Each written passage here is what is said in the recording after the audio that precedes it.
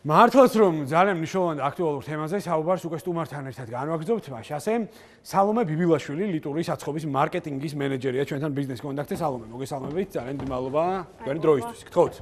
სალომე, პირველ რიგში რეალურად კითხვა და საკითხი, რომელიც დასაწყისშივე დაისვა, რა იწვევს რეალურად გაუგებრობებს ეგრეთ წოდებული შავი პურის მიმართ? ძალიან. პირველ რიგში გაიწყოთ იმას, რომ ეგრეთ წოდებული შავი პური ტერმინოლოგია არასწორი განმარტება. ინტერპრეტაცია არასწორი. ეს არის ჭვავის პური. ჭვავის პურის კულტურა კი საქართველოს კულტურის ნაყოფი არ არის, ეს არის ლიტვური სამზარეულოს ნაყოფი, რომელიც შემოიტანა ლიტვურმა საცხობმა საქართველოში 12 წლის წინ. სამწუხაროდ ჩვენს ბაზარზე არსებობს არაკეთილსინდისიერი მეწარმეები, რომლებმაც მარტივად რომ თქვა არ იციან როგორ ვინ უფუჭებს მაშინ სახელს დღესდღეობით ბაზარზე ქართულ პურს ამ შემთხვევაში. ქართულ საქართველოში დამზადებულ ჭვავის პურს. ვინ უფუჭებს მე ანუ არ შემიძლია დავდანაშაულო, არა, ნობელად შემიძლია ის თქვა რომ ჩვენ აბსოლუტურად გამჭვირვალე კომპანია ვართ, კეთილსინდისიერები ვართ, გვაქვს იმპორტი უმაღლესი ხარისხის ინგრედიენტების, ჭვავის ფქვილის, ხორბლის, ალაოსი, რომელიც ალაო არის ეს ინგრედიენტი, რომელიც ძალიან გავს ხორბლის მარცვალს.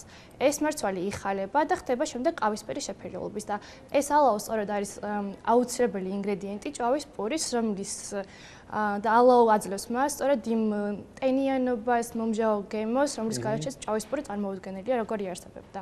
მესმის, სალომე, გაჯერებულია თუ არა ბაზარი რეალურად და ნუ აი ხა თქვენი კომპანიის პრიზმაში რომ ვისაუბროთ, რამდენად გეშლებათ ოპერირებაში ხელი მსგავსი კომპანიების არაკეთილსინდისიერი საქმიანობის და რეალურად აი შესაბამისი უწყებები, ვინც ალბათ ხარისხის კონტროლს უნდა ახდენდეს ბაზარზე, რამდენად არიან მოწოდების სიმაღლეზე.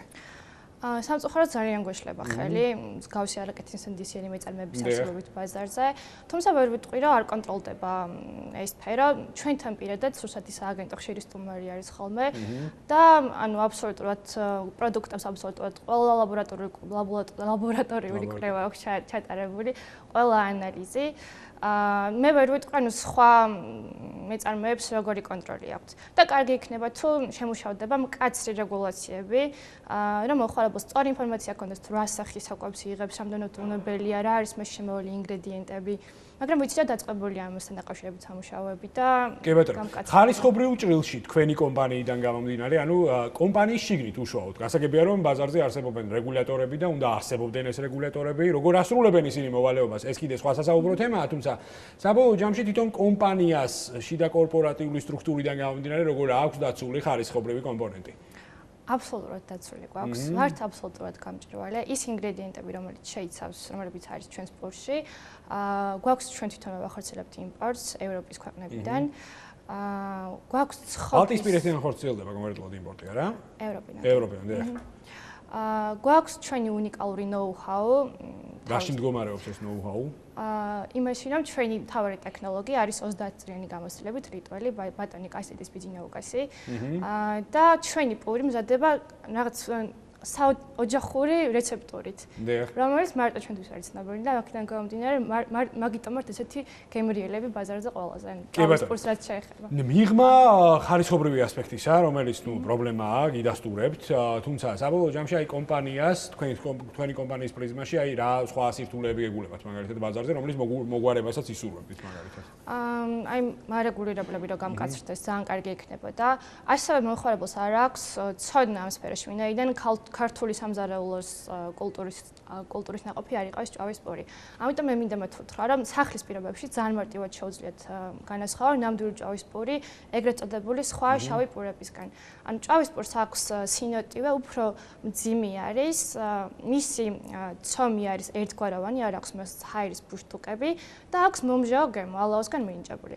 ხოლო სხვა პურს, ეგრეთ წოდებულ შავ პურს, უფრო ფხვიერი მასა აქვს და ანუ გემოც აბსოლუტურად სხვა აქვს ვიდრე ჭვავის პურს.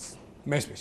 და ბოლოს, რადგანაც რეგულაციების ასპექტს ამ შემთხვევაში რამდენჯერმე შევეხეთ, ბოლოს არ შემიძლია არ გკითხოთ, ანუ ის საზოგადოებაში გაჩენილი მაღალი ინტერესი და ანუ ეს ცხადია, ლოგიკურია, არის თუ არა გამოწვეული ზუსტად იმით, რომ აი შესაბამისმა სტრუქტურებმა თავის დროზე ვერ გამოიჩინეს შესაბამისი ინიციატივა, რომ ბაზარზე ეს პრობლემები, რაზეც ვსაუბრობთ, ხარისხობრივი თვალსაზრისით, რაც სხვა კომპანიებს ახასიათებთ, მეტწილად ყოფილიყო გადაჭრილი.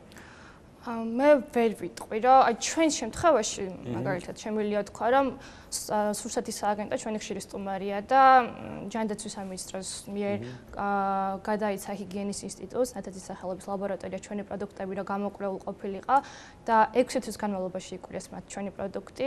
თუმცა არიან ლაბორატორიები, რომლებიც 2-3 დღეში დებენ ხოლმე მსგავს დასკვნებს და 2-3 დღეში დადებული დასკვნები შესაბამისად არ არის სწორი და კარგი დასკვნა, ხო? ამიტომ მართლა საჭიროა და ჩვენ მივესალმებით, რომ შემუშავდეს მკაცრი რეგულაციები, რომ მკაცრად გაკონტროლდეს კონკრეტულად ეგრეთ წოდებული შავი და რუხი პურის. კი ბატონო. და სალომე, ბოლოს ჩვენი საუბრის ბოლოს მაინტერესებს უკვე კომპანიის ახალი პროდუქტების შესახებ და მთლიანობაში აქტივობის შესახებ, აი რა ნოვაციები დაამკვიდრეთ პროდუქტების თვალსაზრისით ბაზარზე და როგორი არის თქვენი გეგმები უკვე მიმდინარე წელს? ჩვენ ბევრ სიახლეს შევთავაზებთ ჩვენს მომხმარებელს მომავალში. უკვე ერთი-თვე არის ახალი ორი პროდუქტი გამოვუშვით, მონადირული და გურმანებისთვის. მონადირული არის ჭვავისპური აჯიკით, ხოლო გურმანებისთვის არის ჭვავისპური ნივრით, რომლებიც ძალიან გემრიელია, ძალიან უხდება ლუდს ხათაშორის და ასევე სადღაც ერთ თვეში ვგეგმავთ, რომ გამოვუშვათ ახალი პროდუქტი, რომელიც რეკომენდირებული იქნება ფეხმძიმე ქალბატონებისათვის. მოკლედ აი ესე მადის აღმძვრელად ვასრულებთ ჩვენ საუბარს. სალომე ბიბილაიშვილს ძალიან დიდი მადლობა მისი დროისთვის.